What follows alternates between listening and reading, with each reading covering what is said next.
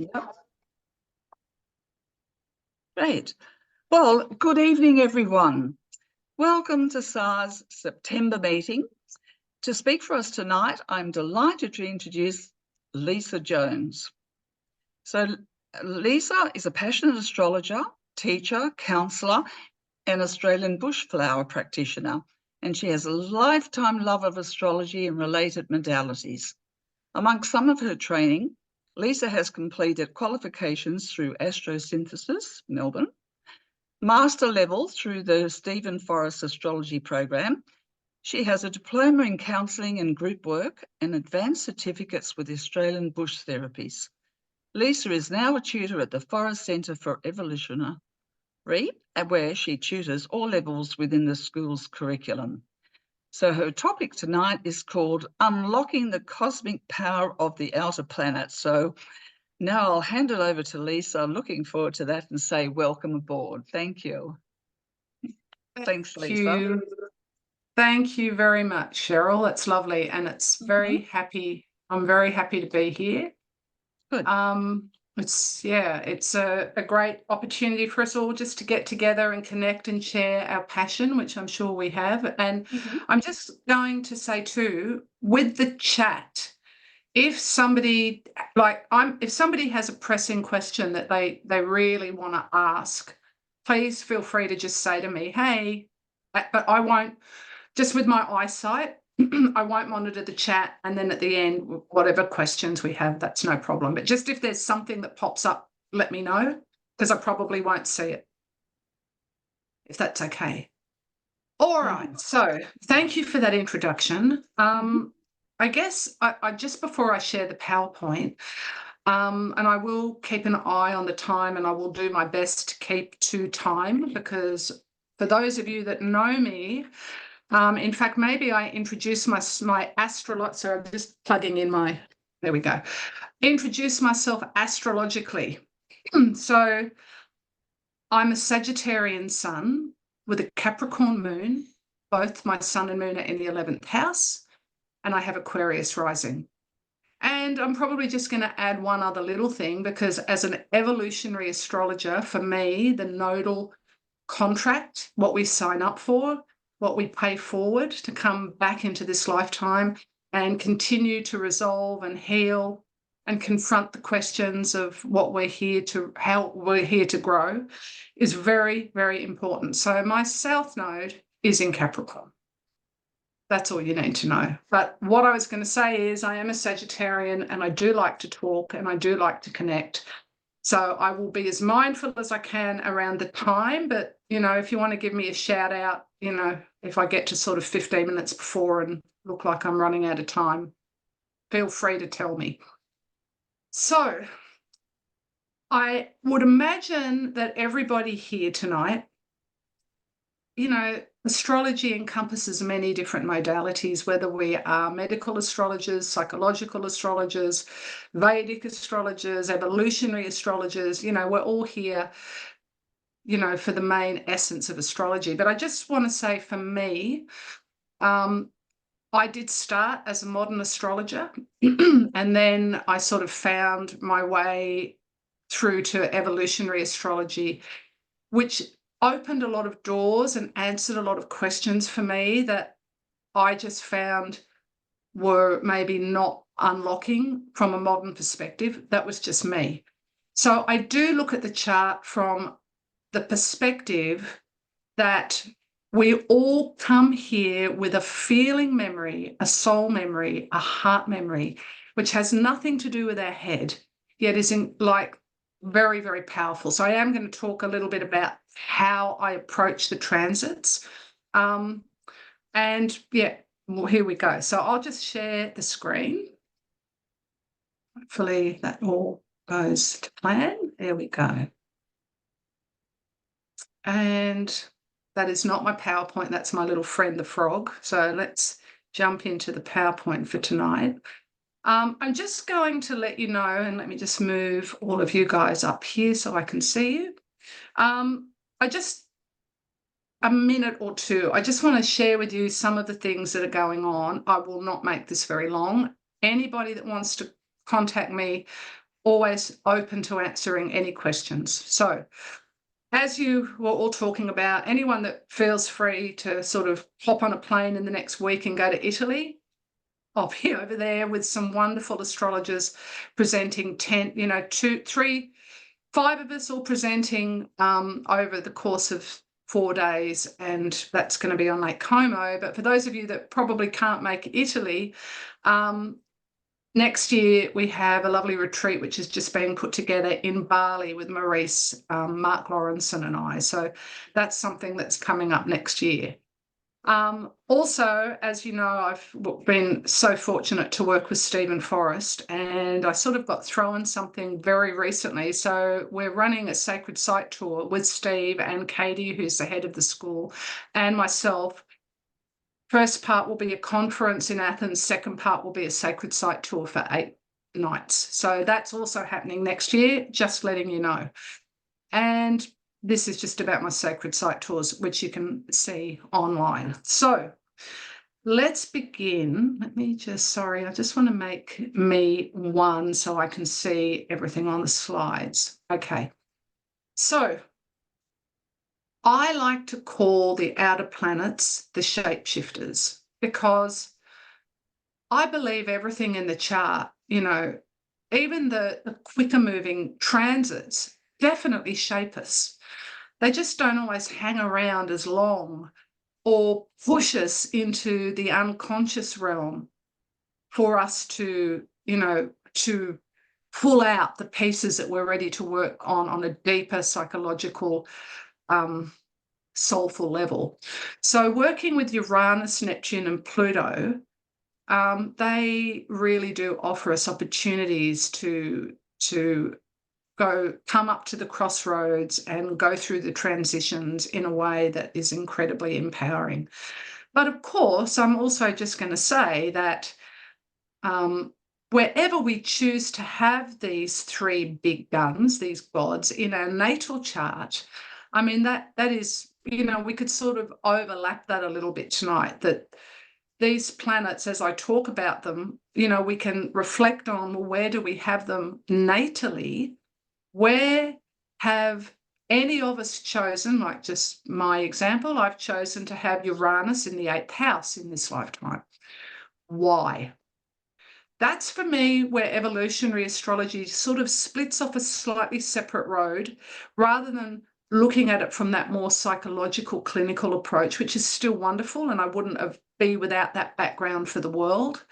But the evolutionary perspective is, why do you have Uranus in the 8th house? What's not gone to plan in relation to your 8th house that Uranus needs to step in this lifetime to help you heal? So that's the approach that I'm going to take. So I just want to start by saying, as above, so below. It's a phrase that I'm sure we're all familiar with.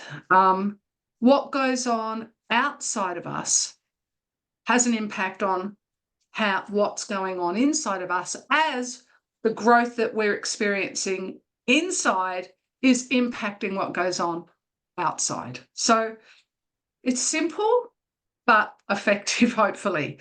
So I just wanted to make a couple of statements. Sorry, I just to be moving.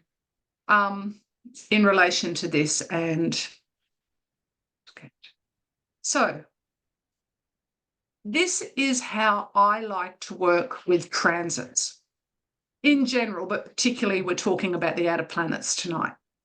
So transits are definitely synchronistically timed gifts from the gods. I'm going to go into that a little bit more in a minute. They are written into our contract. So, I believe that, before, and those of you that are here tonight that have studied with Steve, and I know there's a few of you at least, would have been doing this work, I'm sure, that our soul asked for every single experience that we have in this lifetime. And that was in that contract that we signed sometime weeks before we birthed into this physical manifestation. We signed a contract with our angels that was everything that we said. When I get down there, this is what I need. So it's not just the natal chart. If we've had this chart from the moment we've taken our first breath, what's occurred before we took our first breath for us to have the chart that we have. But it's also the transits, because as I often say to students, if your toilet broke, you would not call a carpenter, you would call a plumber.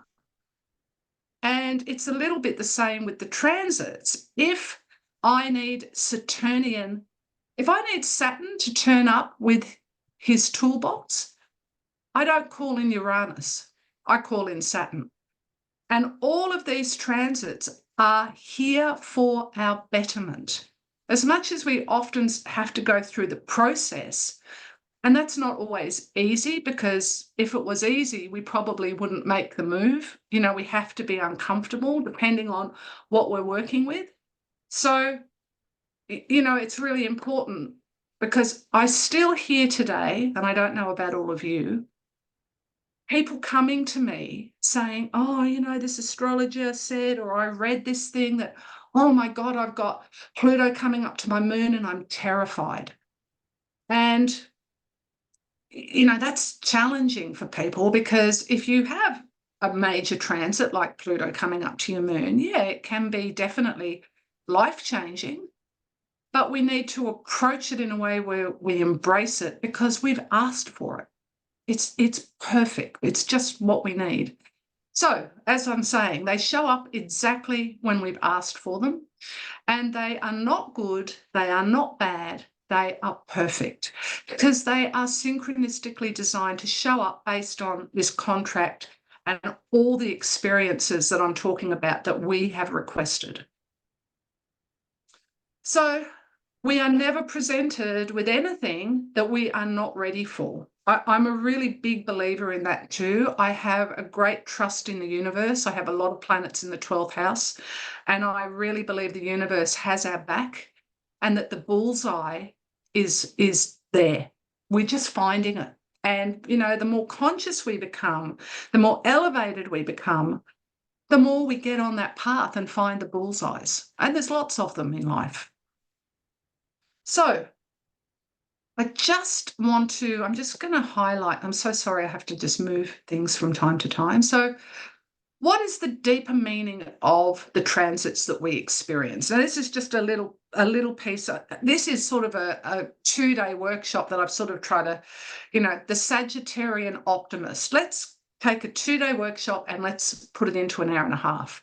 But I'm going to do my best to hit some of these goals for us tonight. So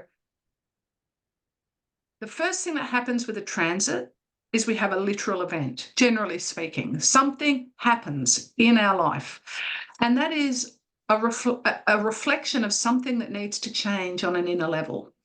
So the external event happens, we recognize there is a need for a new direction. Hopefully that's what we recognize. And after we have this literal event, the aim of the literal event, the transit comes along, creates something, as above, so below, and we have an emotional response to it. And, if we can ask ourselves, what am I actually feeling? Why am I responding the way I am? What are the deeper pieces that are actually being shown to me right now? And how do we embrace those? Because that's part of, yes, the painful memory that's embedded, but also part of our evolution. And evolution simply means growth, and karma means repetition. So what is it that may need to be repeated? What are the patterns that I've come in here to really work with that is going to get me to look inside myself at my emotional being? And then, of course, underneath that is the soul level reason, which is what I sort of said before, is why do I have the chart that I have? Why is Uranus coming up to whatever point that not only does something have to literally occur, do I have to have an emotional response, but how do I get deeper into that soul meaning for this occurrence? So, and I really, I feel like often the more challenging, Uranus, Neptune, and Pluto offer, huge rites of passage. And I'm going to talk a little bit more about that shortly. So, 2 types of transits. I mean, there's lots of transits, but I want to just focus on the fact, for me, like we all know that we have transits that are, sorry, I just get this is what I mean about PowerPoint. Sometimes it does not want to play. There we go. So life cycle transits. So these are the ones that we have. We all have them. At 12, we all have a Jupiter return. At 28, 29, we all have our first Saturn return, and so on, and so on, and so on. Of course, for each and every one of us, it's going to be individualized. It's going to be different. My experience of my first Jupiter return will be different to, say, Cheryl's first Jupiter return, because of all the nuances, because Jupiter's in a different sign, in a different house, ruling a different house, making different aspects. So it's still personal. But hopefully we're going to have lots of different returns of the cycles, which are resetting processes. I think they're really important when we have any type of return. But then we have the personal transit. So the life cycle transits, the ones that we have, like I've named here. But the personal transits are the ones that are totally unique to our life journey. And they are very much, I've just written here, a major piece of the labyrinth of our evolution. So everyone, of course, does not have Pluto come and spend time with their moon, for example. If we have a personal transit like that, we know that this is something that we have really sought out. This is, if I see something like that, I'm obviously going to pay a lot of attention to a Jupiter return, and I want to drill into it and understand what it's about for this soul. But if I see something like anything that's personal that everyone is not going to have in this lifetime, I absolutely want to focus on it, because it's been called in for a reason. And what I was going to say before too, just in relation, these outer planets are also called transpersonal planets, generational planets, collective planets, unconscious planets, interpersonal planets. They're all one and the same. So when we think that these planets are symbolic of what was going on in society at the time I was born, and how did I absorb the imprints of society, and how do I then bring those into the society I'm part of as an adult? So we know there's all of, these are all wonderful pieces to look at with the outer planets, but they're also unconscious. And so for me, they tap us into the unconscious. And the unconscious, I could say they tap us into the unconscious, which is maybe a bit more of a modern approach. But regardless of what type of astrology, we all have an unconscious. So, or I could say they tap us into the soul contract, which is nothing to do with our head and everything to do with our heart. Same, but different. But the unconscious for me is like this vacuum sealed place that all the buried painful treasures are placed until there is a moment in time that we have decided that that vacuum can be opened for just a moment to release something into the atmosphere of our soul, out into our consciousness, so that we can heal. And so that is what I believe these outer planets particularly, and I'm not saying other planets can't do it, but these ones particularly really drill into the deeply embedded DNA of our soul, whichever way we want to look at that. So paying attention and embracing the change. So let's start by having a little bit of an exploration around Uranus. So, of course, Uranus is an interest. All of these gods have incredible Greek myths, which I won't go into so much tonight just because of time.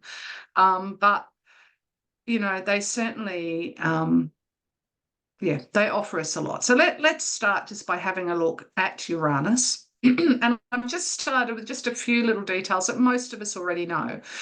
So an 84-year cycle, 7 years approximately in each sign.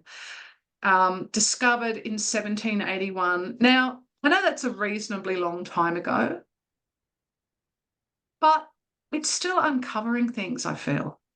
You know, we've had Uranus in Taurus for some time now, as we can see, and we'll move into Gemini July of next year, and then back for a short visit in Taurus, and then again from April the following year, we're well and truly into the next 6 years of Uranus. And I feel like Uranus in Taurus has been such an interesting period for all of us collectively and personally, but I certainly feel like I've seen a lot of people with Taurus energy over these last few years that have definitely felt the ground moving, for whatever way you want to take that. Like, it's definitely been shaking up the foundations on so many levels. So what is Uranus about?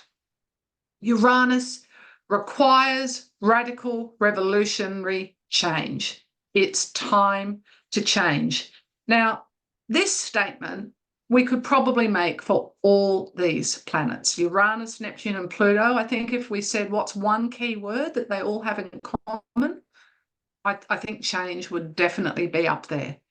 But Uranus in particular wants progress, you know, wants ascension. I think that's a really important part of Uranus's work to do with us.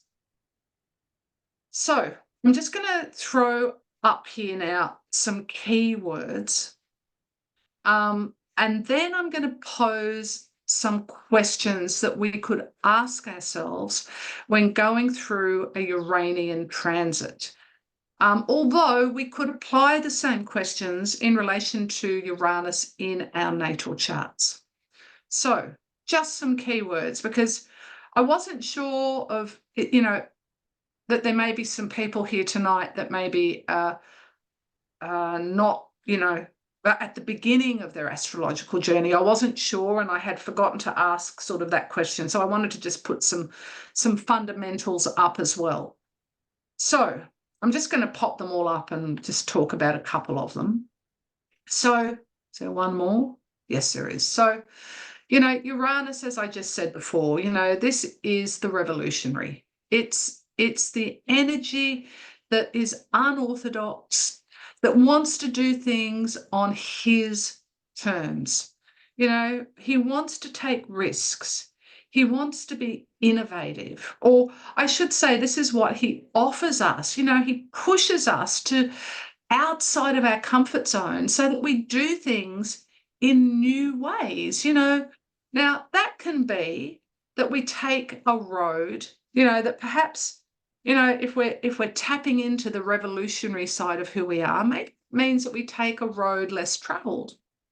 You know, maybe, I mean, I guess astrology is a wonderful example of Uranus, because even in September of 2024, we still live in a world where a lot of people consider what we do to be unethical, not okay, devil work. I don't know, but it's still there. I mean, so you know, Uranus says, you know, that's okay.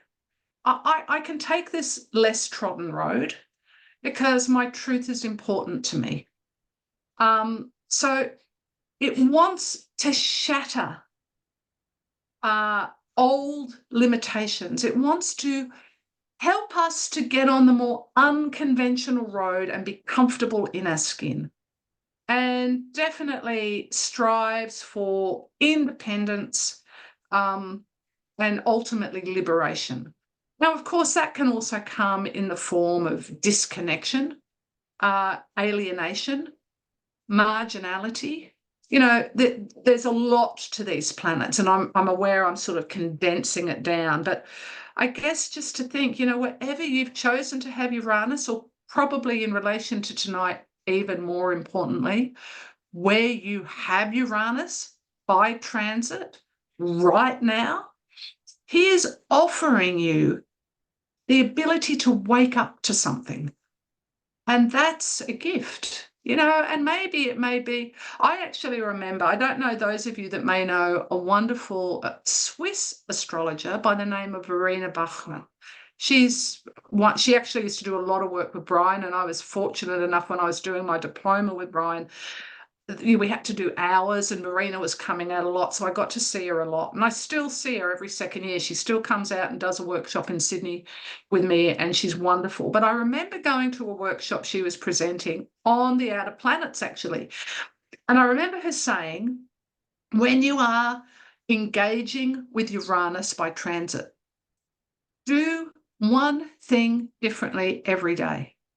Even if that's brushing your teeth with your left hand if you're right-handed, or having a cup of tea on your back porch instead of your front balcony, or driving around the block to work rather than taking the main road, or whatever it was. I never forgot that. And I thought, that's just such great practical, down-to-earth advice. How do we work with this great sky god who doesn't even want to revolve around the sun, because the sun demands he revolves around us, and Uranus says, I don't revolve around anyone, but he does. But, how do we work with him? So he is going to break things down, as all these planets do, but it is for our best interest, because something is being asked to find a new sense of fresh air. And something I was going to say before, and this is actually, I have to sort of give this one to Steve, that he said to me once, we are the predictors of the questions that we will be asked. Because, there's a lot around astrology being predictive, and I think it's probably not the right word. I actually think we can gain so much consciousness by working with transits and working with these planets to understand, well, I've asked Uranus to show up now, why and how do I work with him? But I like the approach that, for those of us that are working with friends, family, clients, actually doing sessions, to think about offering someone, well, you've called this planet in, what do you feel needs to be liberated here? And chances are, if they're dancing with Uranus, they're going to come. We can predict that, there's probably some energy going on around them feeling constrained or controlled or restricted, and something needs to break away. And so we can be the predictor of the questions we're going to be asked. So it's a nice way to look at it. So I love this. As you probably can tell, I'm a very visual person, and I think imagery is very important, and I think it's a great way to work with people. So I just popped up some questions. Oh, and I just wanted to say too, Ben, Cheryl, Bob, if anybody would like the PowerPoint PowerPoint, I'm very happy to share it. Because I know they're going to get the recording probably, but if they just want the PowerPoint as well, because I think it can be a great point of reference to go back over things. I just thought I'd say that, I forgot in the beginning. So Uranus asks us to experiment with new behaviors. So these are just some reflective questions that I wanted to put out so that you can go away and have a look at your own charts and think, how is Uranus asking me to experiment here, depending on where you may have Uranus transiting right now. Sorry. Uranus is asking us to break away and liberate from anything that is holding us back. So, what's holding us back? Is Uranus coming up to our Venus? Are we in a relationship where we're not able to truly be authentic? And how can we change that? And what needs to occur? Do things our way. How do we, we all I think, as human beings, most of us like to do things our way. But, if we're not doing things our way, maybe we're doing a lot of people pleasing or whatever the case might be, how can we, bring the balance back into our favor a little? Strive for uniqueness. Well, we're all unique. How can we stamp that and show it a little bit more to the world and make progress? Sorry, that's a bit hard to read. Finding creative and innovative paths forward. Uranus is incredibly creative and innovative. One of the beautiful archetypes here could be the mad professor. Embrace the inner mad professor. How can we do that? And take risks and develop self-sufficiency, because I think that is definitely, freedom, space, independence. How can we be self-sufficient in these areas? And finally, it challenges the status quo. As I said earlier on, and I know I'm sort of, I mentioned I had Uranus in the 8th house, but I also have, Sun and Moon in the 11th and Aquarius rising, lots of Uranian aspects. And I know I am forever challenging the status quo, much to the disgust of my children when they're around. But, I love to do it and I can't help myself. But anyway, Uranus wants to do that in a healthy way. So these are some of the questions you could be asking yourself when reflecting on your chart as to, what's actually being offered. Uranus shows up with his toolbox, and like all of these planets do, but Uranus opens his toolbox. And we can ask ourselves, what's inside that? What tools is Uranus offering the planet that it is transiting? Always remembering the house that planet rules. And I'm sure most of you would be remembering that, but I'm just mentioning it because sometimes it gets forgotten. So if Venus rules your ascendant and Uranus is coming up to conjunct it, your ascendant is also receiving a Uranian, not brainwaves, as I wanted to say, but it's receiving Uranian energy as well. It's always important to remember that little fact too. So, also to remember, where does Uranus actually live? And I probably should have said that at the beginning. So when working with these planets, we always have to consider not only, Uranus coming up to a planet, but where is that planet? What's the archetype? What's the house? But also, what does it rule? And where does Uranus live? Because all of these points are going to be part of this transit, this one transit. So, so that's very important to, I don't know about, again, I'm not getting to hear from you at the moment, but maybe afterwards I can. I feel like, and I guess because I do lots of mentoring of people that want to be professional astrologers, I feel like often we can feel at that stage of learning like we need to hurry through because there's so much in a chart to give someone. But I have found simplicity to be sometimes much more profound, where when we just focus on, like I just said, one transit can have 8 moving parts to it. And you can just talk about that and fill a session and even maybe have a follow-up very easily. We don't, sometimes just drilling in a little more into something gives people the opportunity to really pull things apart and explore them more. Anyway, for what that's worth. So now let's explore a little more of Neptune. Just keeping an eye on the time. Okay, I love that picture of Neptune. He looks like he's literally just come out of the water. So again, just a few little statistics. 165-year cycle. Now we've got 14 years in a sign, discovered back in 1846. Of course, presently in Pisces, hovering around, I think now 28 degrees today, but it's been at that 29-degree mark. So soon, the first ingress into Aries. I mean, it's just such a powerful time at the moment with all the energies. But when we think about all the transitions that are occurring with these outer planets is very It's an exciting time to be alive. We're all part of the collective of what's going on. So I think it's really amazing. So I love this picture and I love this little phrase because for me, it's so beautifully Neptunian, and her heart finally told her to let it all go. That just feels like Neptune putting his arms around us. So again, same pattern. Let's just throw out a few keywords and just talk a little bit about Neptune. Is there one more? Yes. Now, I just want to make this little note too.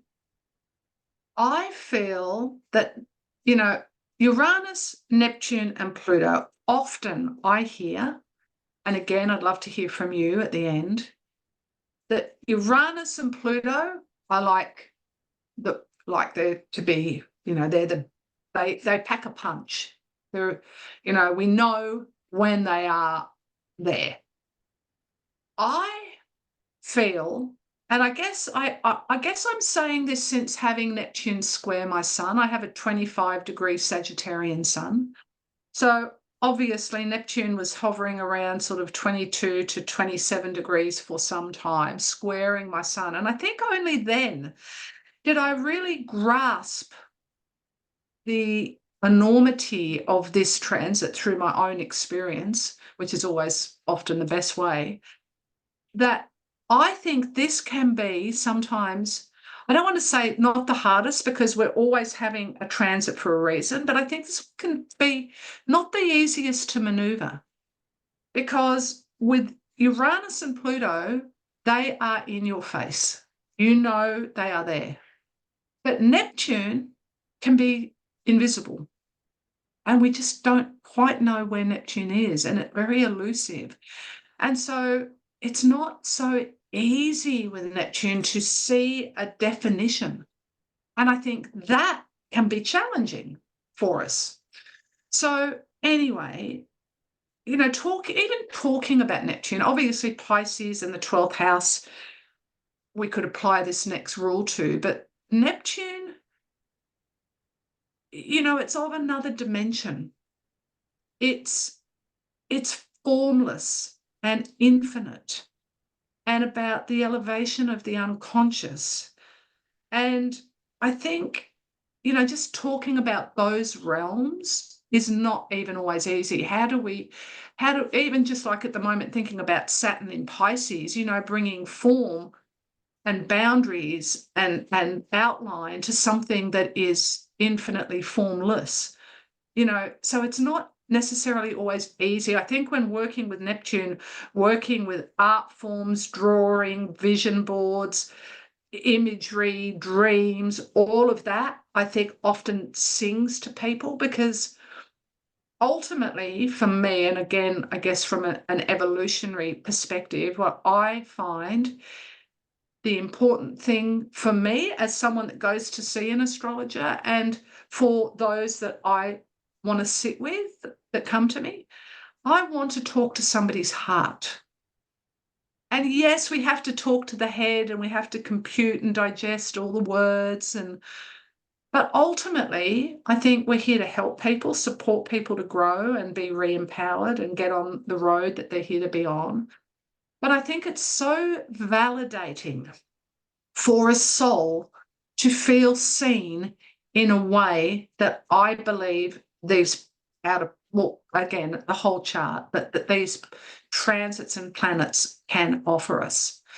So just some of the key words here. So, Neptune is spiritual, intuitive.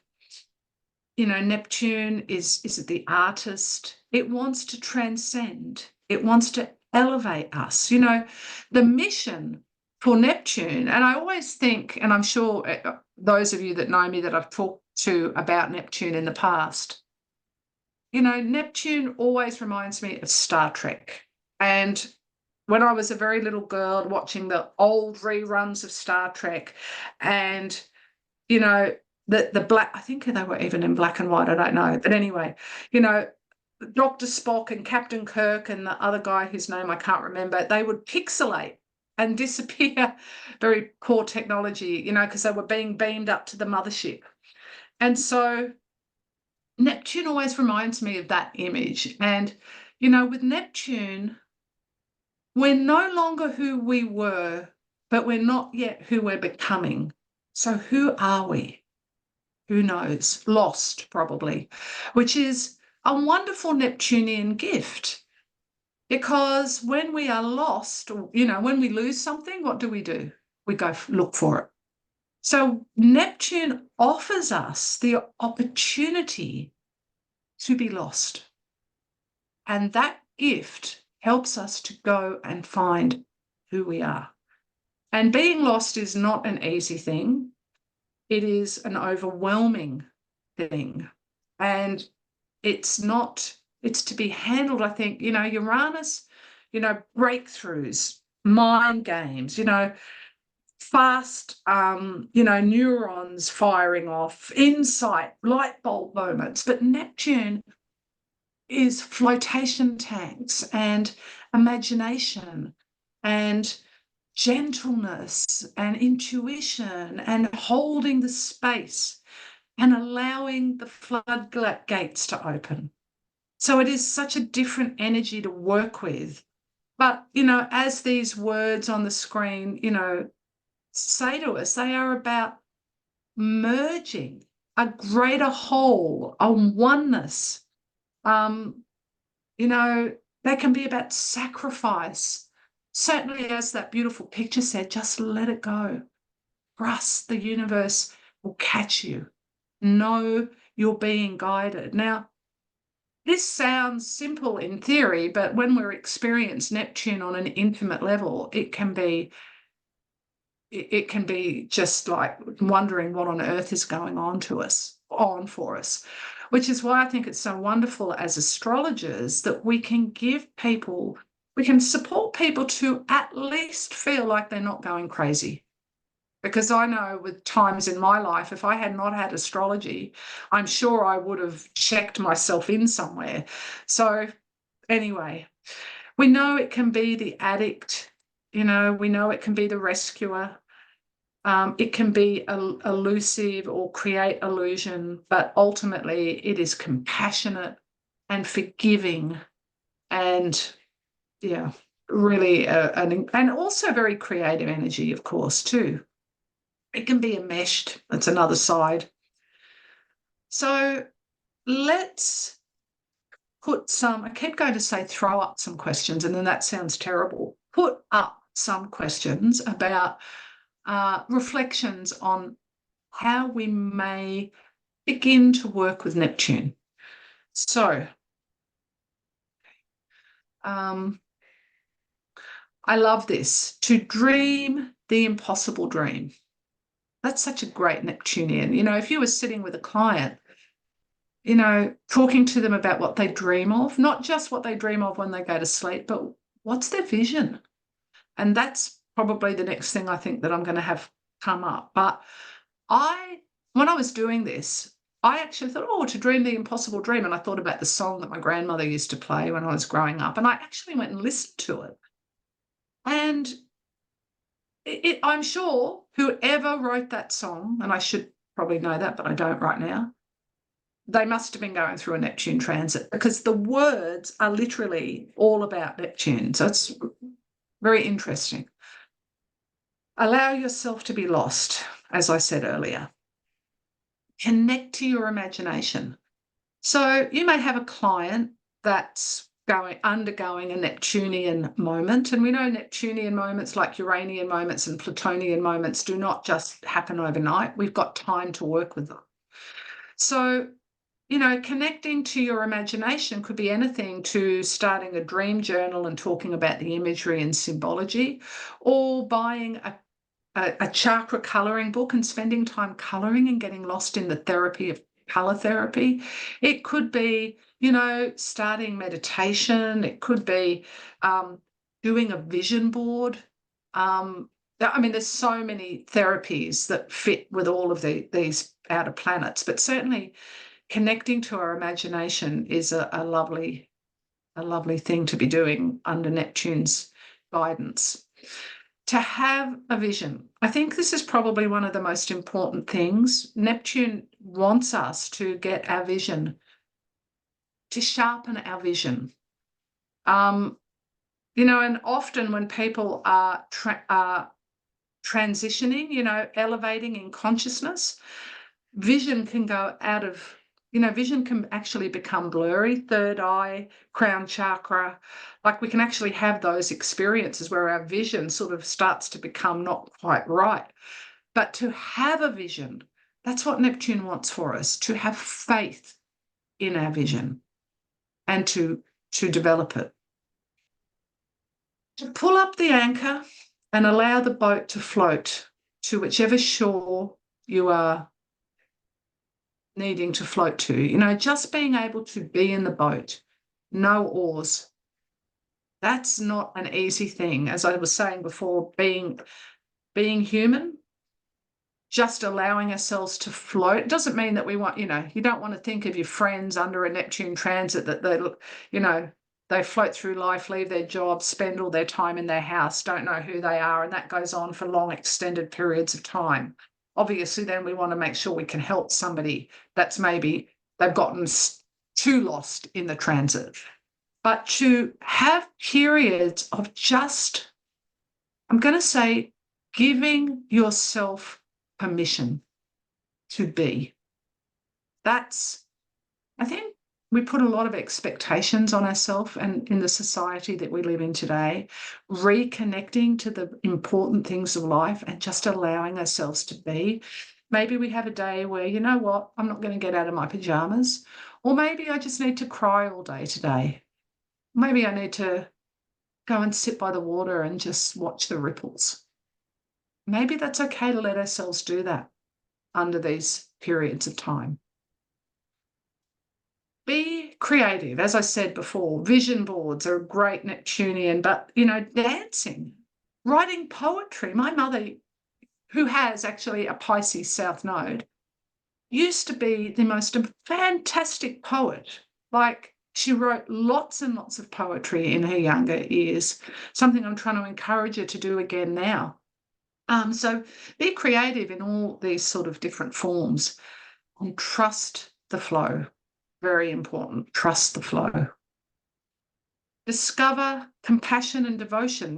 This is another area of Neptune, and often I find the compassion that we need to find is often for ourselves, but it can also be in other areas, So what do we want to devote ourselves to?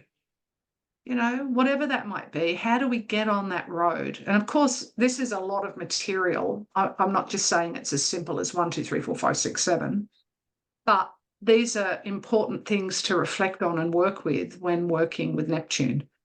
And as I've said, and I keep just reiterating, we're never offered anything we're not ready for, and we're never offered anything that is not in the design of our evolution.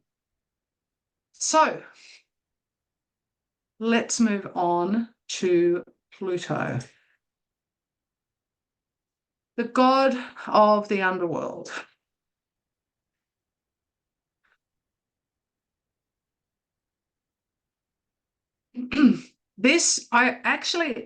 I did a presentation on Pluto, and this slide was actually part of that, but I popped it in here because I loved the image. And I just wrote this little thing. I am actually just going to read this. So I've just said, when we call Pluto into our lives, he is not to be feared, but is an opportunity to delve deeply within ourselves, confronting the darkness and ultimately emerging stronger, harnessing our inner power for the ultimate outcome, which is profound personal and spiritual growth. And I think this picture really depicts the whole cycle of life, death, rebirth, regeneration as the offering from this little girl to the god of the underworld. So again, just a few little details. A 248-year cycle with an elliptical orbit, of course, spending more time in one sign than in another. spending times outside the orbit of Neptune, discovered in 1930, not that long ago, like not even 100 years ago.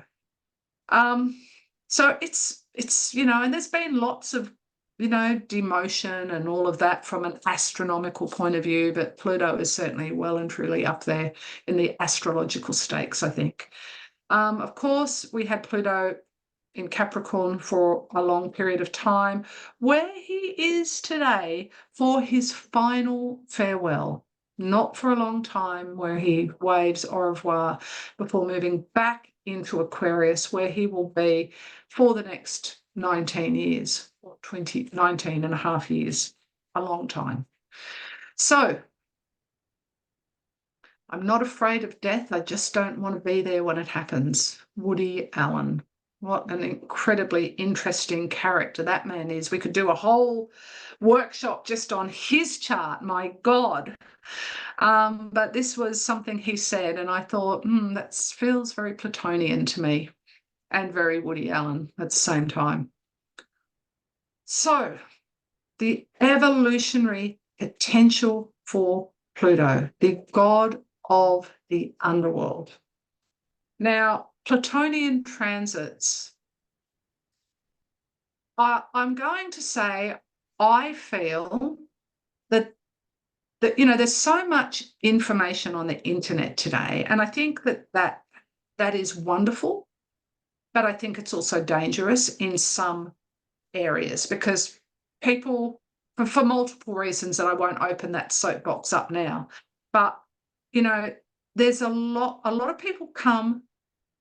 They maybe they're interested in astrology. They want to have an astrology session. They maybe don't know too much. They haven't had any training, but they can read a lot of information. And then they see that they're having Pluto visiting them somewhere in their chart. Well, obviously, it's always going to be somewhere. But they've read something and they're scared to death, literally. And I find that Pluto, that's Pluto. More people come scared of this planet than welcoming this planet. Even people that I know that have very good astrological wisdom and knowledge can go, oh my God, I just can't wait for this Pluto transit to be gone. And I understand that because I've had a lot of Plutonian transits in my life, and I know that they do take us to the depths because we're ready for it. And we're ready for the excavation. Because for me, one of the archetypes, we certainly talk about the god of the underworld, the god of the sky, the god of the ocean, now the god of the underworld, the gatekeeper. And he asks us to descend, no doubt. And I remember when going through major Plutonian transits, if someone could have said to me, we're selling boulders, would you like us to roll one in front of your front door for a few years? I probably would have said, yes, please. Because I just, that need to spend some time descending into the darkness so I can sharpen my senses and really look deeply within myself and come up with the rawest, most authentic, honest answers. That's what Pluto wants for us. And, it takes a lot of focus and a lot of demand. And, I remember once someone coming to me, they did not know any astrology. I don't want to say they were an extrovert, but they had they did have an extroverted chart. Lots of fire, lots of air, lots of being out in the world. And they were having, I don't remember what it was, but it was a very intimate Pluto transit. And they thought they were going mad. And I remember them saying, I don't know what's wrong with me. I don't want to go to parties. I don't want to spend time with my friends. I literally just want to lock myself away in my house. What do I do? And I guess I think that person left feeling relieved. And, I think even if we can just understand that of Pluto, if we think about being an archaeologist, another archetype for Pluto, archaeologists, just put short, they They go out on a dig, they plan it for years, they take time to get there, they set up tent, and they can take years to dig. And I mean, this is one of the things I love about going to Greece, because the amount of amazing stuff they're still uncovering, and what they have, of course, uncovered, and how it's just incredible. But Pluto is the archaeologist, because he is wanting to take you on an excavation of your soul, and you're ready to go there, to trek and dig and excavate maybe broken pieces of who you are, pieces that have been deeply buried, maybe for lifetimes, at least this lifetime, but quite possibly more. Maybe they're ancestral. Maybe they've come from the patriarchal or the matriarchal lineage. Who knows if they're strong 12th house? But it wants to dig, bring things up from the unconscious, and give us an opportunity to piece something together and put it in the glass cabinet, so that we can release ourselves from this deeply buried unconscious feeling. And Pluto will do that for us. So, it's really, it's a real gift because of everything else that goes along with Pluto. So let's just put some keywords up.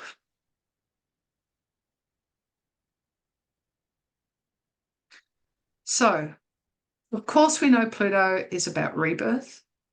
It's about life and death. Of course, it doesn't have to be the physical death. It can be the death of so many things, but it can also create a physical death.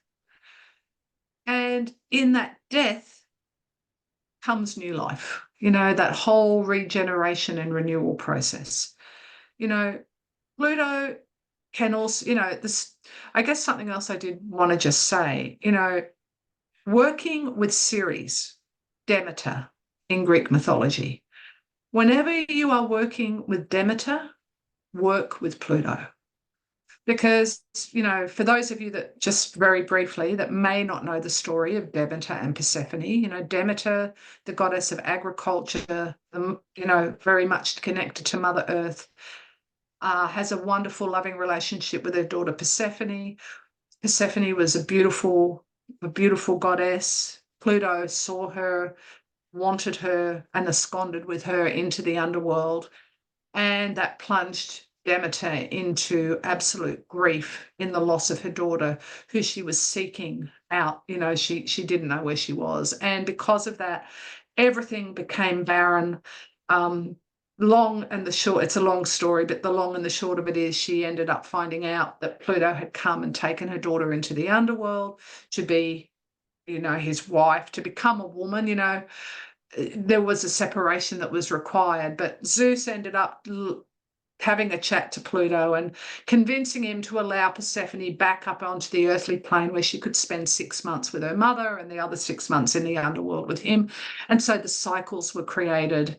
And the story of Demeter and Persephone is one of attachment, separation, grief, loss, trauma, crisis. So, amongst many other things, but they're, certainly part of the story. And so Pluto, when we're working with Pluto, or when we're working with Ceres, which I know is another topic, look at them together, because they really do, that they offer a lot when you join them together. I just thought I would share that. So, Pluto can be about betrayal. It's definitely about empowerment, personal power, self-empowerment. And of course, it can also be around loss of power. In what way has someone given their power away, and how are they looking to claim it back in the Plutonian period that they're being offered? Standing at the crossroads with Hecate. She is the goddess of the crossroads, and she supports us to reclaim the given away parts of ourselves, the parts, the disempowered parts that Pluto will, with Hecate, help us to reclaim. So, it's an intense energy. It's an energy that demands the need to trust, or to redevelop trust, to re-empower ourselves, to really transform and become autonomous through the truth and through trust and through honest, authentic looking into the darkness. And as I said, excavating, the next chapter of where we're at. So it is very powerful. So what can we ask ourselves of Pluto when we are, this is a long transit. We know Pluto is, going to be moving back. It's just gone into Capricorn, going to move back into Aquarius, and it's got a lot. I feel like the period of Pluto in Aquarius from a collective perspective is definitely going to be about the people taking the power back. I think it's going to be very interesting times indeed. I mean, it's already occurring. The rumblings are already happening, but it's a big time for all of us as a collective as well. But some questions to reflect on with Pluto. How do we reclaim our power? What is our power? What does our power look like? I mean, it's a great word that we throw around, but what actually is it? But certainly reclaiming it is part of the journey here. To confront what is real. That's just, I suppose that's about looking into the darkness and really seeing the truth, but confronting what is real. Finding our way in the darkness. They say when we lose a sense, like if we were to go blind, how all of our other senses sharpen. And I think when we're in a Plutonian period of life, that is definitely what happens. It's even like, when you get up in the middle of the night and you've got, go to the bathroom or something and all the lights are off, you let your eyes just, get clear, and suddenly, we can see much clearer in the dark. And I think Pluto allows us to get clear about what we see in these periods of our life. Allowing the death of anything that no longer belongs. That is definitely part of the Plutonian quest. If it's outlived its purpose, if it's outlived anything, it's time to go. And Pluto will definitely be part, if we try and hold on, it's not going to work. Pluto will definitely eradicate whatever it may be. It's needs to go. Having the courage to meet the challenge. That's definitely, Pluto is, it has a little bit of an affiliation with Mars. Mars is the co-ruler of Scorpio, Pluto now is the modern ruler. I think courage is a very important quest in the Plutonian journey forward. And I think rediscovering our passion, passion and intensity, owning it. When somebody is, you hear people say something like, they're so intense. Or maybe somebody says to someone that's very Plutonian, oh, you're so intense. But the answer to that should really be, well, for who? Because it's about owning the intensity. If someone has a challenge with someone's intensity or someone's passion, it's not for you to withdraw it. It's for maybe the person that's saying you're too intense is challenged by it. So really rediscovering, what that passion and intensity looks like, and committing to our truth. Rediscovering what is our truth, and then not allowing people to pull us off that path. And lastly, of course, just shedding our skin and regenerating. And I picked the picture of this butterfly because, of the process the butterfly goes through, or the caterpillar goes through to become a butterfly, in beating its wings against the chrysalis so that it can beat its way out and become the beautiful butterfly. And there's that lovely little fable story of the little boy that watches the butterfly trying to beat his way out and thinks that he's helping and, breaks the chrysalis open so that the butterfly can come out easily, but the butterfly dies because it needed to go through the process so that it could actually come out and transform. And I think Pluto is very much like that. So I know I'm giving a lot of stuff I'm giving to you, but hopefully I'm sure you're all taking it in. So I wanted to just touch on the houses just briefly, because obviously, when we don't have time to go through all of them, and I guess I could say at this point, even wherever you may have Uranus, Neptune, or Pluto, but probably specifically by transit, because we're talking about that tonight. Where we have these planets is so incredibly important. So I just thought I'd do a little bit of a summary. Of course, we don't have a chart up, and there's a lot of facets and routes that go along with just one transit that we would want to be looking at. But I'm sure all of you are able to look at your own charts and have sessions and do all of that. So it'll be interesting for you to perhaps go away and maybe uncover something that you hadn't realized. But let's just start. I've just grouped the houses into houses, well, just the fire houses to start with. So if you have Uranus, Neptune, or Pluto transiting one of the houses of houses of life. So the houses of life, for those of you that may not be familiar with that term, and everyone isn't, they are the fire houses. So they're the houses that are about spirit. They're about life force. They're about energy and vitality. And we know that the first house, the fifth house, and the ninth house are the houses of life. So if you have, and as I said, this is very general, very broad brush, just because I didn't want to leave them out, but I just need to make it just short for now. But if you have one of these planets moving through your first house, what is it that you are looking to seek out in relation to the development of your personality, in relation to really claiming and saying, who actually am I and who do I identify as? And, so of course, whether it's Uranus, Neptune, or Pluto, each one of those are going to offer something different.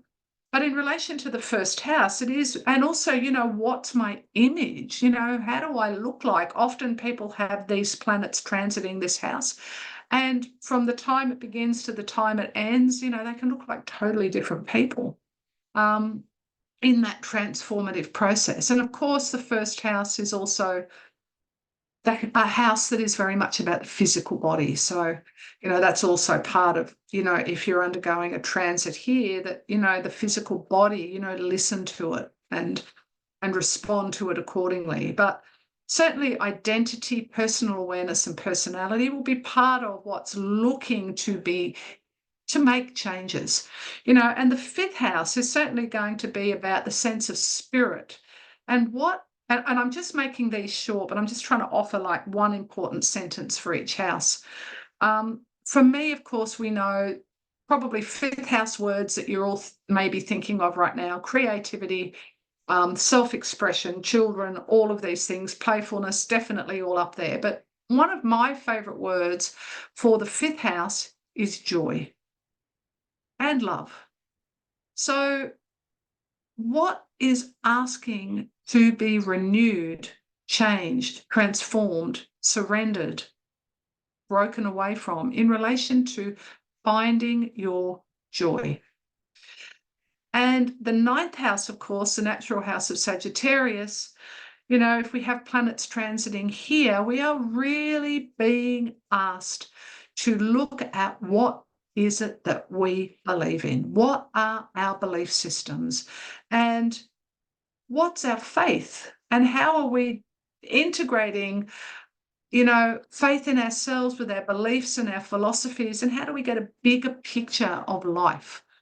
How do we see new horizons? What is changing in relation to this area? So I'm, as I said, I know this is very broad brush, but hopefully it just gives you some more food for thought in relation to where you may have these planets moving through at this moment in time. So Then, of course, we have the houses of substance. These are not typically evolutionary terminologies. These are probably terminologies I learned a long time ago, but I think they're really relevant. The earth houses, very much about the physical, are known as houses of substance. And just that word, to me, these houses are connected to work, earning money, what I do for work, that I'll talk about in just a minute. But they're certainly about making something real. So if you have one of these planets moving through your second house, let's imagine you're working this lifetime on your worth. So quite possibly there's some earth tremors or lightning bolts or tidal waves or periods of dark clouds occurring that will get you to really see in a new light how lovable you really are, or how worthy you really are, or how deserving you really are, or what is it that is truly important to you? Because the second house is about the treasure chest that says my values. So values are very important, as are resources. I've said a lot more than a few words for the second house. It's a house, it's got a lot of roots to it. So, maybe there's an upheaval in relation to your resources, because that's going to get something to change. So this could, the natural Taurus house, it is very much about substance and comfort and routine and all of these things. So something is looking to change, that's for sure. Then we move to the sixth house. I'll keep these a little shorter. I always feel, and again, I know that you'll all have your understanding of the sixth house. And I think the sixth house sometimes gets a bit of a bad rap. It's like, make sure your filing system is in order, make sure your kitchen cupboards are cleaned, or your labels or your jars are labeled, and I say that with a smile on my face. But the sixth house is also very much, apart from being about work and being about your health and well-being and your daily routines and all those things that we learn, the sixth house is about being effective and efficient. The sixth house is about the skills that you are developing that other people want. And I guess that statement equals maybe being of service, but also about looking at reality and how we bring in order. So if you have one of these planets, or maybe who knows what you've got in there or transiting there, what's asking to be changed around this area of your life? How are you looking? What's being shaken up around, really developing new skills, and being able to be more effective in whatever it is that you're seeking out. And I will add one more thing about the sixth house. Sixth house is mentors. Maybe when you've got a teacher or a mentor, or you're seeking out a mentor, you've got, maybe Pluto in that house or Pluto moving through that house. You want a mentor that's Plutonian, that's going to get you to confront and really square off with you. You don't want I don't want to say you don't want a Venus type mentor, but I think you know where I'm coming from. So 10th house, again, a big topic, but the 10th house for me is, what is your true spiritual path in life? What is your mission in the world? Now, that, of course, means, who are you as an authority figure? How do you work with other authority figures? What experiences do you need from the world? What's your public image? All these things that we can go into. But I think if we just say, what is changing in relation to waking you up, or supporting you to transcend and elevate, or really regenerate in relation to your mission in this lifetime and what you bring to the world, I think is certainly very important when we're talking 10th house. So what about the air houses? So houses of relationships. Air houses, they are interpersonal, and we need other people to work with these houses, the 3rd, the 7th, the 11th. So, they're air houses. So they're about movement. They're about connection. They're about sociability. They're about cooperation. They're about give and take. They're about learning who am I and who are you and how can we work together. So third house, one of these planets transiting through the third house. What's going on with your state of mind? Do you need to change how you think about anything, I suppose, but maybe about your own ideas?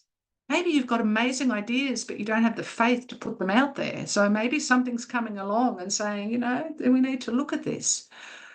I mean, I guess an obvious one is communication. And communication is not just about talking, it's also about listening.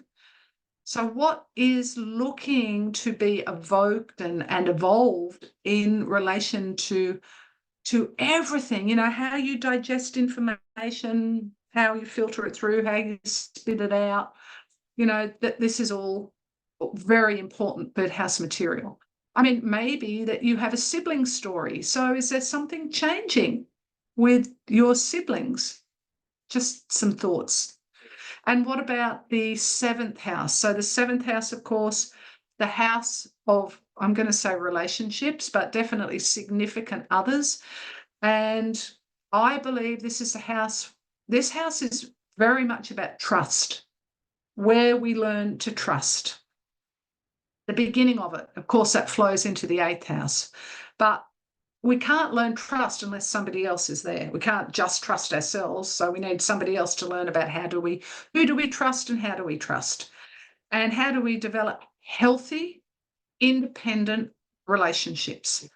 And the Libran side of the seventh house is, we think about the polarity of the first and the seventh, the I and the we. So how am I learning to be an I in the we? And if I'm not being an I, I'm just being a we, something needs to change. And that possibly means that you've got one of these planets moving through this house, maybe.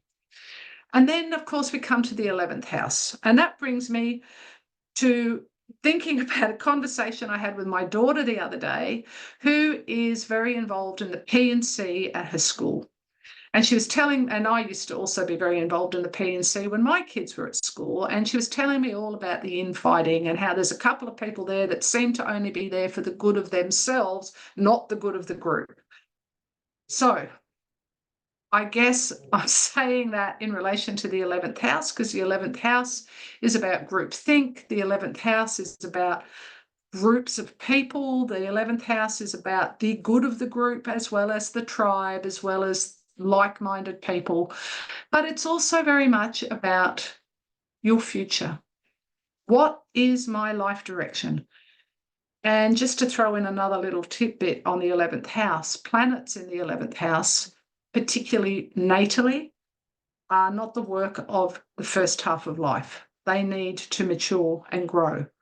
But if you have something transiting through your 11th house, I would imagine you're looking to really look seriously at where your life direction is heading and who are you hanging with and are they the people for you? Anyway, it's a very eclectic house, as you all know. And yeah, it definitely can get shaken up when we have planets transiting these outer planets through this house in relation to a total turnaround about where we think we're going and where we actually are.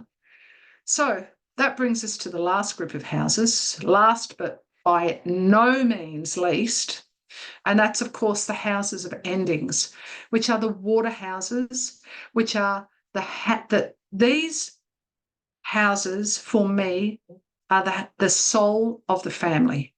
Now, they are complex. I mean, all the houses have a complexity, but that doesn't mean they have to be complicated. But I feel like water, by nature, there's a lot of undercurrents. There's a lot going on beneath the surface that we don't see. There's a whole nother world living at the bottom of the ocean. And I think we could apply those statements to the water houses, but they definitely pull in the soul of the family. They are connected to our ancestors, a little bit like the movie Avatar, when the blue people went to the tree of life or whatever they call it in that movie, and they plug their tails in and they say, it's so beautiful and so blissful, but they talk about this is where we hear the voices of our ancestors. That's certainly very much the 12th house for me astrologically. But if you have something moving through your 4th house, I'm going to say, and Uranus, Neptune, and Pluto, what is being, actually, no, let me go back a step. The 4th house is the midnight hour. And the midnight hour is very different to any other hour, obviously, because it's midnight, but it's quiet, it's silent, it smells different, it's dark. We can hear things in a new way. So the 4th house for me is very much like this midnight hour. And, of course, the IC is involved, and the angles, of course, are another part again. But apart from all the childhood, maybe childhood stuff is coming up. Maybe there's something, I'm sure we're all doing lots of work on ourselves. And, we get to a certain stage in life and think, oh, I've done that work, fantastic. And yet, as we often hear, it's like an onion, the layers just keep peeling back. And sometimes we can have done all this amazing work on our childhood, our home life, our parents, whatever it might be, and yet it gets represented. So maybe something's being represented to you to explore and examine if you have one of these planets moving through your 4th house. But the one thing I will say I'm going to say 2 things. One is the 4th house for me is about looking inside the inner image of how you see yourself. What's the inner image of you? So how is that changing in relation to whichever one of these planets is moving through there? And what is the well? The IC, if you've got one of these planets crossing the IC, you are being asked to look into the well that you can draw on. If you think about the IC as a well that you drop down a bucket, you reel it up, and that's the resource. Well, what's your well look like? And if these planets are hanging around the well, then there's going to be a lot for you to draw on, or that's being asked to come up. There's a lot. I love to talk about this house. The 8th house, of course, continuing the soul of the family, family values, family inheritances, families' attitudes towards love, relationship, of course, all the other things we know of the 8th house, taboos, occult, sex, death, deep life bonds, partnerships, trust. It's an immense house. It's where we do the deep dives. So, spending time doing some deep dives and looking at maybe trauma or crisis or renewal or, the person you've been married to for 30 years or a value system in the family that needs to go, whatever it might be. It's a very it is a psychological house that has, great opportunity to free ourselves from some of the family patterning. And then if we have one of these planets moving through the 12th house, it is offering us it's a little bit like, all the things that all of you would know about the 12th house. And I'm sure if we had a big discussion now about any of these houses, we'd all offer something, because they all hold a lot. The houses are where the action is. If I've chosen to have one of these planets by transit coming into this arena, this area of my life, something is looking to be renovated. So if it's the 12th house, whether it be our trust in the universe, whether it be our vision, whether it be what we need to let go of, whether it be a spiritual life, or whether it be something in the matriarchal, patriarchal line that has been handed down to us, that we are looking to break those patterns. Because I believe the 12th house is the house of the pattern breaker of the family. And so I see a lot. People have stuff come up that's family stuff when they have planets moving through. And of course, these planets, particularly if we're talking Pluto, are going to be in a house for a long time. So, there's a lot to uncover.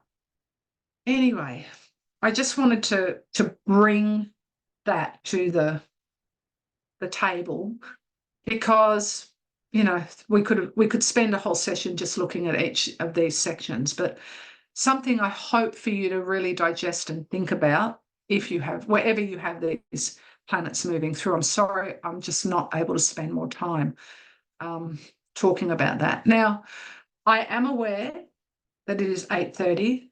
I'm pretty happy that I managed to time that in an hour and a half. I know I've talked a lot and thrown a lot at you. I am look, I've just got some charts here. And as I said, I'm very happy to send this PowerPoint. It does tell you who the charts are, and everyone can have a look at the transits. Maybe now it's nice to have a little bit of a Q&A, send the PowerPoint and let people look at the charts themselves. I'm not sure who makes that decision, but I'm happy. Do people have thoughts, reflections, questions? Have they got experiences where they've had a Plutonian, Neptunian, Uranian moment that they'd like to share? Cheryl or Ben or Bob, what do you think? Well, what would you like to ask the audience and see what they want? That's up to you. Absolutely. Up to you. No, I'm happy to. I'm happy to. Like I said, I mean, these are just a few little charts I put up, and they're very simple. So yeah, we've got a raised hand. So let's. I think that would be nice. I might stop sharing because, like I said, it tells you who the people are as you flick through. There's just 4 chart examples, but I think Q&A and connection now might be nice. Sure. If everyone's happy with that, I'm happy with that. You know, it's 8:30. I'm also aware people's mind by this time of night we start to get tired. So I think, how do I say your name? To Tanya, I've loved your talk. I wrote down 15 pages of notes. Oh, that's good. I'd love to go to the Greece. I just sent your thing in email to save up for it. I've 51 3/4. My Saturn return is due soon, so I'm working on my passion is writing. Oh, wonderful. The girl reminded me of Banksy, the Banksy picture with the little girl. So. Oh yes. And I've done a lot of calming adult colouring in books. Pluto's my favourite. I've been working with him since 97. I'm not afraid. He's like a dad. He's like a brother. He's like, he's yes. I love that. I love that you say that. Sorry, I didn't mean to cut you off. Thanks, Molly. You're lovely. Thank you. You're so right with what you just said. You know, Pluto or Uranus or Neptune, the only way forward is to embrace them. You know, they come to us and they offer their dance, and we want to learn to dance with them. Yeah. Because that's how we grow. And I think, I love that you said that. Dives and delving. I've been working since 20s, and I've got Pluto in the 7th house. Doing a lot of clearing now. As you said, that 6th house stuff. Got Saturn in the 4th house, and I thought what the caterpillar calls the end of the world calls a butterfly. I was reminded of that saying with the beautiful butterfly, and I feel I've gone through. So I used to feel guilty for breathing, and now I feel like I'm a strong, vivacious woman with so much to give the world. I've got 18 self-help books and about 60 novels in the works. I'm 51. I don't know how I'm going to do it, but I've got to. It's You will do it, because everything is possible when you put your mind to it and you embrace these energies. On this other webinar, they had the word impossible, and there was a pencil rubbing out the I and the M, you know? Yeah, that's like, beautiful. Audrey Hepburn says, I love the word impossible. The very word says I'm possible. Yeah. Oh, I love that. Oh, I love that. Thank you so much.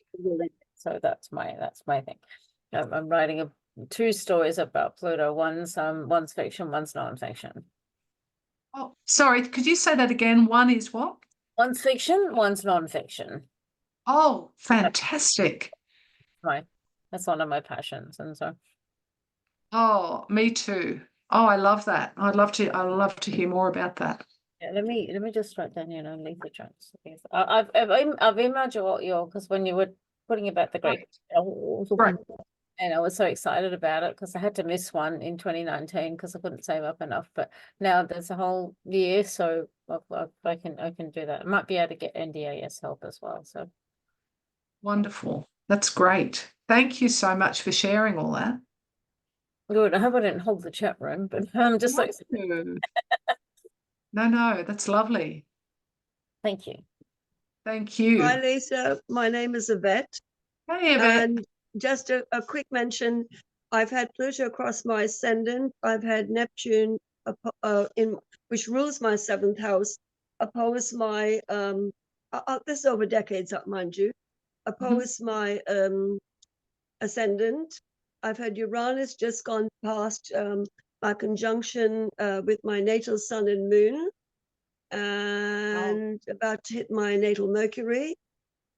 And I've got Pluto currently on and off for a number of years, opposing my solar arc sun.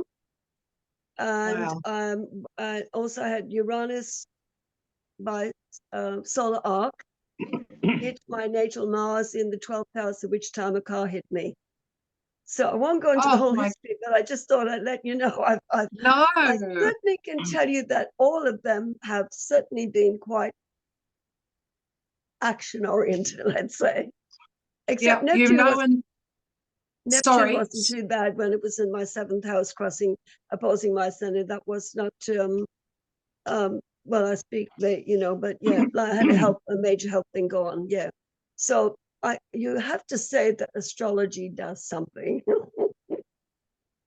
Absolutely. You cannot make this stuff up. You can't it's make just it up, incredible. Yeah. It's so synchronistic and incredible. So, so can I ask you, I mean, I can hear that's, as you just said, over decades, a lot of offerings for you to be who you are today and who you're becoming, because I think we're always becoming the best version of ourselves. We're always looking to fulfill our potential. So of all of like those little transits that you just mentioned, is there any one that you would say, there was something that was the most challenging or the most liberating or the most confusing? I think Pluto crossing the ascendant was challenging because I went through a near-death experience. And I was overseas in Malaysia at the time. And I mean, I went to get off the bed and turned and saw my body on the bed kind of thing. But the effect of that transit, apart from that, was challenging. The Uranus crossing recently, my sun and moon in the 8th house, was quite beneficial, actually. It wasn't like, I mean, I'm in a challenging time right at the moment because I'm dealing with a major health issue, which I'm in remission of, let's say. But Uranus was quite helpful to that. Whereas Pluto across the ascendant was literally death's door kind of, And certainly, I mean, that's an awful thing to have to experience. I can't even begin, well, I can imagine, but I don't know what that would be like. But well, I was 21 at the time, and I was 21 at the time. I was traveling overseas with my husband, and I miscarried when I was in Singapore, and he literally had to carry me out of one hospital, put me on the train, take me up to Malaysia, knock on the embassy door at 8 o'clock in the morning, and they said, "You have to go to hospital now. You'll be dead in an hour," kind of thing. Wow. Yeah, that feels Kuala Lumpur Hospital, which was a teaching hospital for doctors, but all the nurses were fully qualified from all over the world. It was very brand new at the time. Professor Lawrence Chan was the doctor that looked after me. And I remember saying to him, I said, "I've just had this thing where I saw myself on the bed." And he said, "Oh, no, you've just had a fever. Your fever's just broken." But I heard him go around to the next room and ask the nurse what the hell happened. So he obviously knew that I wasn't just saying it. Yeah, it wasn't like a dream. No. That was definitely a very Plutonian experience. But being 21 at the time and then continuing travel up to Europe, I really was very, very unwell. Like, and no energy kind of thing, Yeah. Anyway, I thought I'd throw that at you in terms of the 3 outer planets and the fact that at 76, I've been through a lot of those transits and experienced them, and you can survive them. You do. Them. You become more, you grow from them. Yeah. You grow from them. Thank you so much, Yvette. Yeah. It's very rich. With you. Very rich. Thank you. Anyone else have any thoughts or questions or? Yeah. Lisa? Yes, who's that? Bob. Hey, Bob, there you are. Can you hear me? I can. Yeah, I think that phrase "I'm possible" from impossible was was used by Audrey Hepburn amongst others anyway. And the Impossible Dream was written for the stage show La Mancha, which was the story of Don Quixote, who was the eternal dreamer, searching for chivalry and, you know, the eternal optimist and so on, which is, I think, very Neptunian, obviously. Yes, and I actually, you are definitely right, and I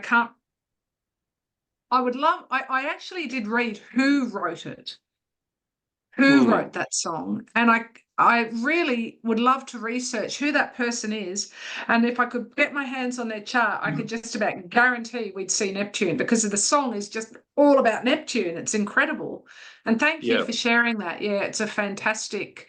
The music from that is amazing. Yeah, so it was written by, who was it written by? Someone, Mitch Lee. The lyrics were written by Joe Darian, so you'd need to check both out. Okay. You can email me that and I will check it out. See what we can uncover. And my other question, and thank you for the presentation, it's been fantastic, really, really good. Oh, that's good. My question was around the contract. Yes.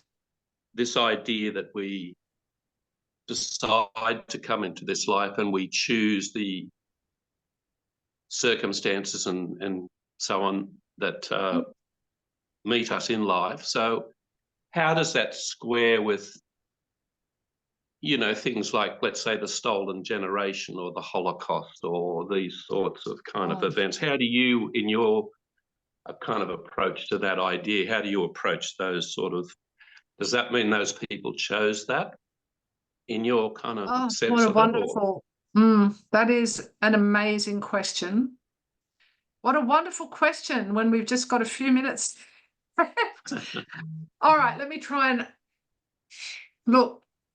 Just how do you approach that? It's a big question, obviously. It is a massive question. So let me try and just boil it down a little bit. That if I was to be sitting with someone that has an imprint of that sort of experience, you know, the experience of that someone of the stolen generation, Holocaust, or even just a personal story of maybe adoption or you know, that sort of theme. Yes, I would probably sit with that person, and by looking into the soul's story, the feeling memory of the soul, and, you know, why have they chosen to repeat such a massive experience again? What is the healing that is to come from that? Why?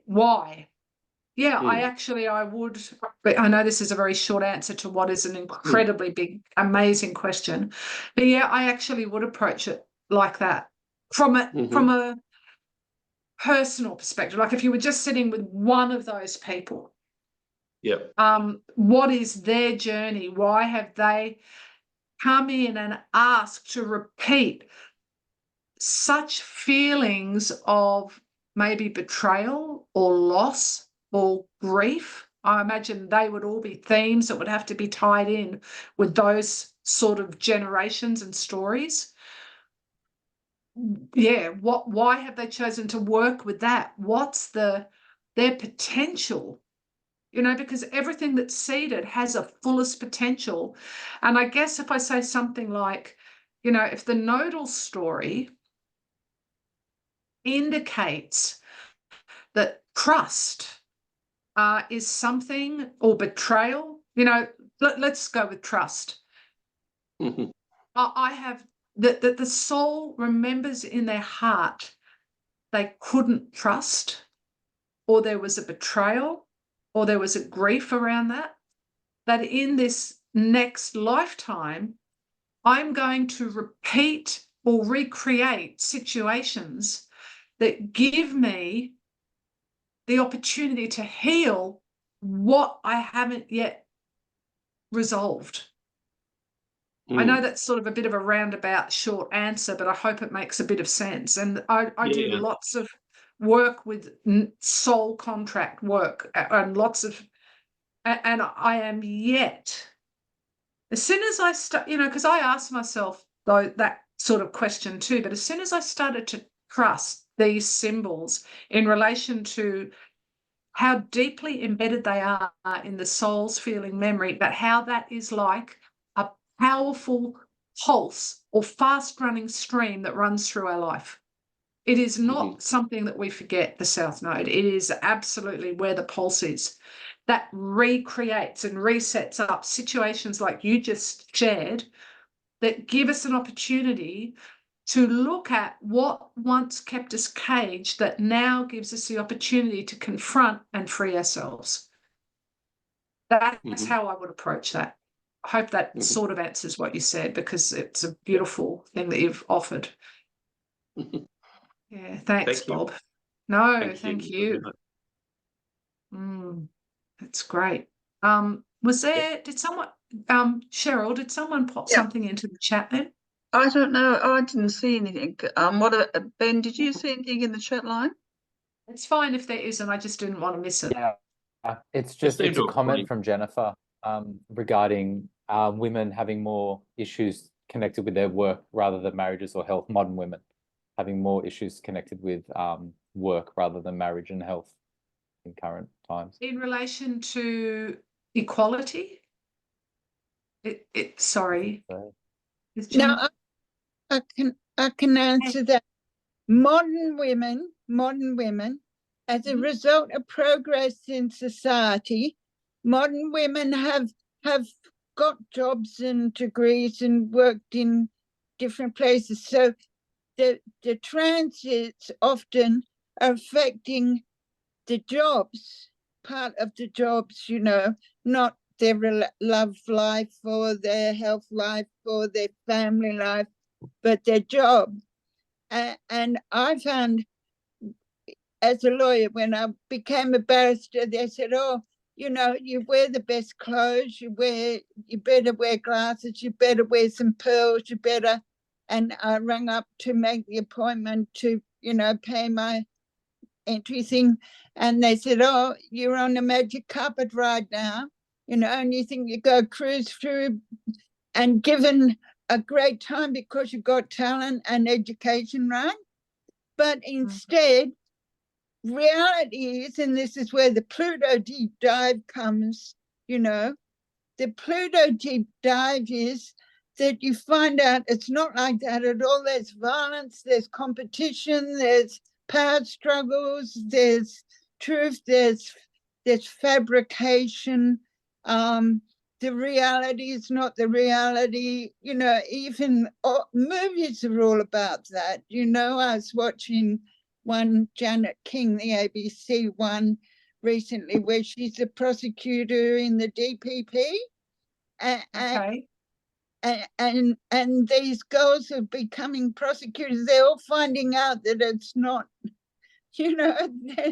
they can't act like they thought they would, Yeah, again, another very, very big topic. It's wonderful how these outer planets bring out all of this, just bring so much out for us to think about. And I'm really very humbled and honoured reading the comments. Thank you, everyone. You're really kind. And thank you, Jennifer. You just reminded me of a little, look, it's probably not really what you're saying, but you've reminded me of it anyway, so I'm going to share it. A little meme that I read, and it's two pictures. So the first picture is a modern woman sitting up in bed, and she's saying, oh, I'd love someone to run me a bath. Oh, I'd love a hug. Oh, I'd love this or I'd love that. All these little things that women love. And then the next picture says, blast, I forgot that I'm a modern everyday woman or something, a modern powerful woman. It's just like, you can't have it. Like, it was just basically saying, you know, the contrast. How can I be that and have that? How can I have both? Anyway, it was very cute. I'm not saying it properly, but anyway. That's cute. That's like what you're saying about the 12th house of the imagination, and how we're encouraged to create imaginary things, because as we go through school and society, we get socialized. We are trained to censor what we think the world is, how we talk about the world. We are trained to censor what we see and what we believe until we fit in with a whole lot of different groups of people. And there is another world for us. Each person does have another background, another culture, another world.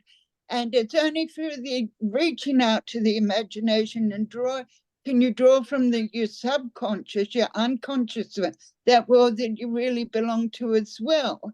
And I think that's what comes out of, works out for doctors and all the rest. You know, that doctor who knew the other lady had a fever, you know, he has that awareness of the unconscious culture. Yes, yes. And you've reminded me now of a whole load of books, which I probably can't share with your titles now, but I know what you're saying. And thank you so much, Jennifer, for sharing. I know it's getting late for everybody. Thank you.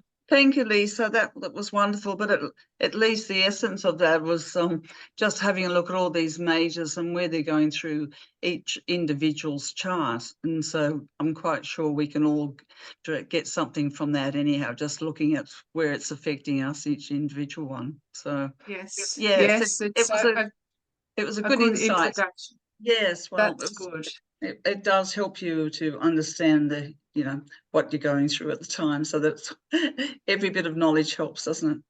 Oh, look, it does. And in an hour and a half, you know, it's a big topic. We could talk about one of these planets for 2 days. But I guess if we just think, why do I have this here? What is it actually offering? And look at it as to our growth and our potential, then happy days. Yes. All right. Thank you, Lisa. That was a wonderful talk. Yes. Oh, thank you, everyone. Yes. Thank you, Lisa. Yes, and thank you. have a great Here's time the Neptune. overseas. Thank you, guys, and I'll see Lawrence because he's